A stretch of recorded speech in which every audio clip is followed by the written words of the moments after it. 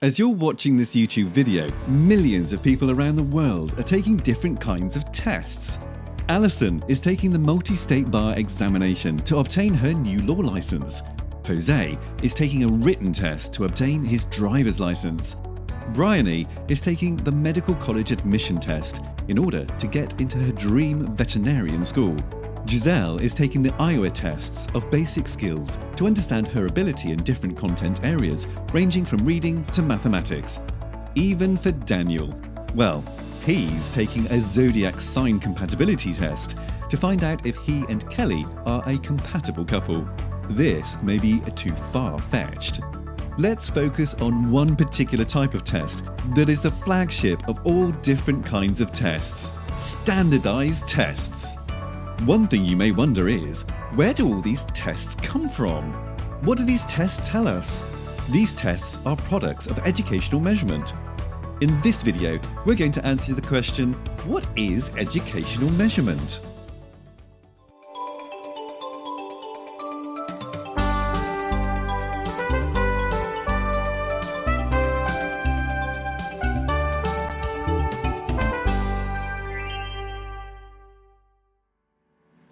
We all love brand new shiny cars with state-of-the-art features, but do you know how a car is made? This is the production line of making a car.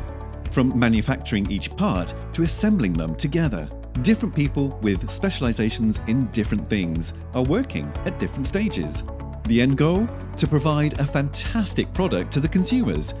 When we think about all those standardized tests, the entire process of developing, delivering, and after-sales service for the tests supports what measurement is, assigning numbers to people in order to represent some of their attributes: college readiness, requisite knowledge to be an effective practicing lawyer, or other traits that cannot be seen through our eyes. Those numbers are what we commonly call test scores. Just like you need different people specialized in different things to work together for making a fantastic car, when a test is developed, experts from different areas work together for the same purpose: to make sure that the scores people receive on a test accurately reflect those unobservable characteristics.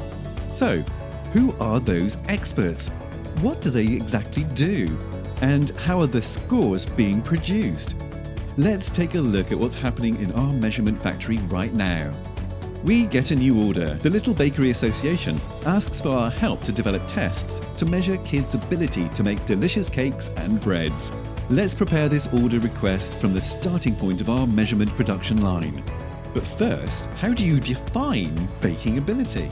Just like we want to measure a person's math ability or reading ability, but as we cannot see those abilities directly through our eyes, we may have different definitions of baking ability. Would that include awareness of kitchen hygiene, or ways of baking cakes in different locations? How can we answer those questions? Test purpose. The purpose of the test drives all questions that we encounter during the process.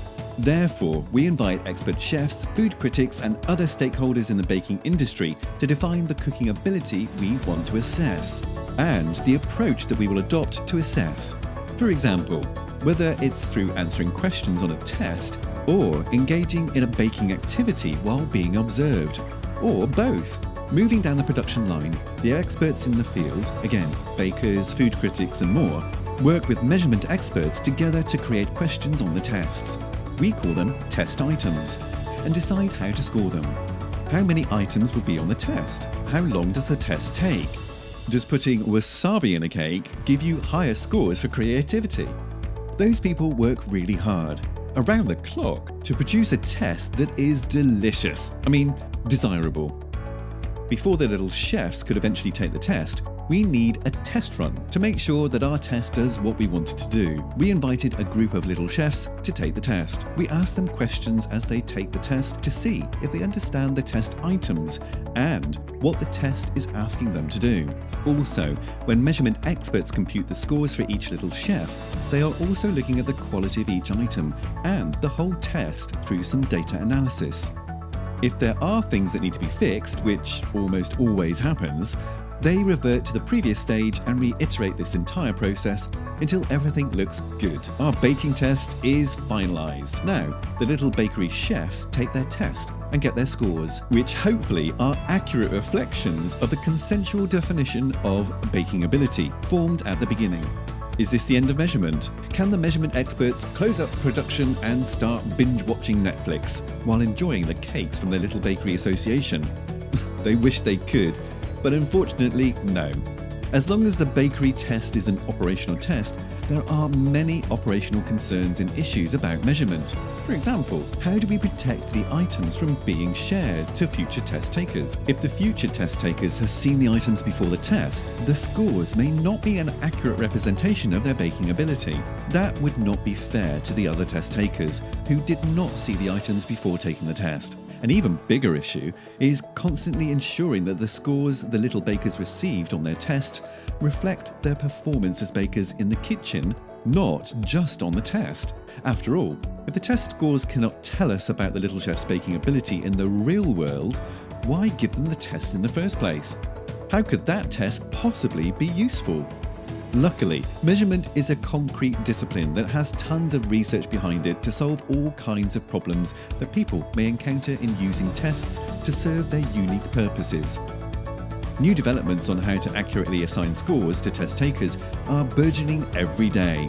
Maybe we will never achieve perfect measurement, but the measurement field is striving to better achieve its goal, assigning scores that accurately tell us some of the characteristics, abilities, or attributes of human beings that we simply cannot see with our eyes, and doing so in a manner that provides useful information for the people using the tests.